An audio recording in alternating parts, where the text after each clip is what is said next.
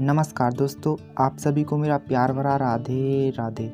जी हाँ दोस्तों, आज हम बात करेंगे भगवान श्री कृष्ण और सभी गोपांगनाओं के द्वारा किए गए उस पवित्र रास के बारे में, जिसे आज भी वर्तमान में कुछ लोग सांसारिक दृष्टि से मापने का प्रयास करते हैं और अपने ही मन मुताबिक उल्टे सीधे आरोप भगवान श्री कृष्ण पर यानी कि उनके द्वारा किए गए गोपियों संग रास पर लगाते हैं। आज के इस वीडियो में हम आपको बताएंगे भगवान श्री कृष्ण के गोपियों संग किए गए रास की असली वजह, इसके पीछे का गूढ़ रहस्य और कैसा होता था रास, जिसे केवल कृष्ण के लिए पूर्ण रूप से समर्पित शुद्ध कृष्ण प्रेम ही समझ सकते हैं और कोई नहीं।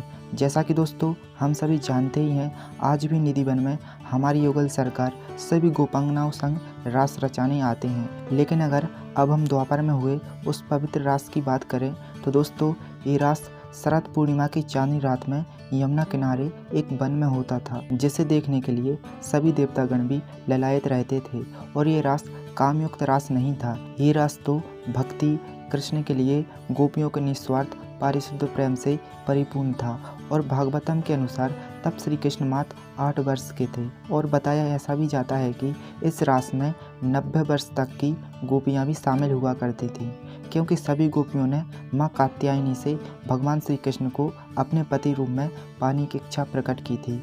फिर भगवान श्री कृष्ण ने गोपियों की इस कामना को पूरा करने का वचन भी दिया। अपने इसी वचन को पूरा करने के लिए भगवान श्री कृष्ण ने रास का आयोजन किया। इसके लिए शरद पूर्णिमा की रात को यमुना तट पर गोपियों को मिलने के लिए कहा गया। सभी गोपियां सज धज कर नियत समय पर यमुना तट पर पहुंच गईं। इसके बाद भगवान श्री कृष्ण ने रास आरंभ किया। माना जाता है कि वृंदावन स्थित निधिवनी वह स्थान है जहाँ श्री कृष्ण ने महारास रचाया था। यहाँ कृष्ण ने एक ऐसी अद्भुत लीला दिखाई कि जितनी गोपियाँ थीं उतने ही श्री कृष्ण के प्रतिरूप प्रकट हो गए। इस तरह से सभी गोपियों को उनके कृष्ण मिल गए। जब श्री कृष्ण अपनी बांसुरी बजाते तो उस मधुर ध्वनि की तान से सभी गोपियाँ अपना घर बार, पति, माता पिता, अपने बच्चों, बस सारे कामों को छोड़कर अपनी सुध भूलकर तुरंत ही श्री कृष्ण की ओर भागती थीं। भगवान श्री कृष्ण तो सब जानते थे।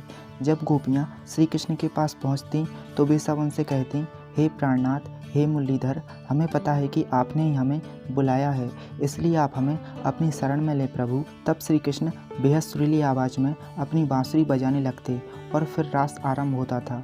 और कभी कभी तो सभी गोपियों के घर वाले उन्हें एक कमरे में बंद भी कर दिया करते थे, लेकिन वे सभी योग साधना से अपने शरीर को अपने घर छोड़ अपनी आत्मा के रूप में रास में सम्मिलित हुआ करती थीं। इस रास की महिमा ऐसी थी कि एक बार स्वयं शिव जी भी गोपी रूप धारण करके इस रास में भगवान श्री कृष्ण की लीला का रस स्वादन लेने के लिए सम्मिलित हुए थे। जब सभी गोपियाँ थक जाती तो वे श्री कृष्ण संग एक सुंदर सरोवर में जल क्रीड़ा किया करती थीं और ब्रह्म मुहूर्त होते ही सभी गोपियाँ भगवान श्री कृष्ण की आज्ञा अनुसार अपने घर के लिए चली जाती थीं, क्योंकि अपने आराध्य का आदेश ही उनके लिए सर्वमान्य था। दोस्तों इस रास में हमें कहीं भी कामुकता बिल्कुल भी देखने को नहीं मिलती है। इस रास में सिर्फ और सिर्फ एक भक्त और भगवान श्री कृष्ण का प्रेम भाव ही था। अगर इस रास में कहीं भी कामुकता थी तो वो भी भगवान श्री कृष्ण का सानिध्य प्राप्त कर पवित्र और शांत हो जाती थी।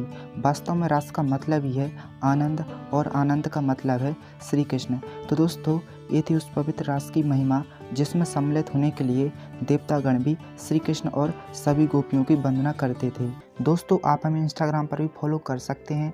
वहाँ आपको देखने को मिलेंगे श्री राधा कृष्ण के बेहद सुंदर सुंदर कोट्स, और आप हमसे वहाँ राधा कृष्ण के जीवन से जुड़े जो भी छोटे छोटे तथ्य हैं आसानी से पूछ सकते हैं। मैंने अपनी इंस्टाग्राम आईडी का लिंक नीचे डिस्क्रिप्शन में दे दिया है, तो आप हमें ज़रूर फॉलो करें। दोस्तों आपको ये वीडियो कैसी लगी हमें कमेंट करके अपनी राय जरूर दें। अगर वीडियो आपको अच्छी लगी तो वीडियो को जल्दी से लाइक, शेयर और हमारे चैनल को सब्सक्राइब करके नोटिफिकेशन बेल को प्रेस जरूर कर लें, ताकि आपको हमारी सारी वीडियोस की नोटिफिकेशन आगे भी मिलती रहे। तो चलिए दोस्तों मैं मिलता हूँ आपको अगले वीडियो में, तब तक के लिए राधे राधे।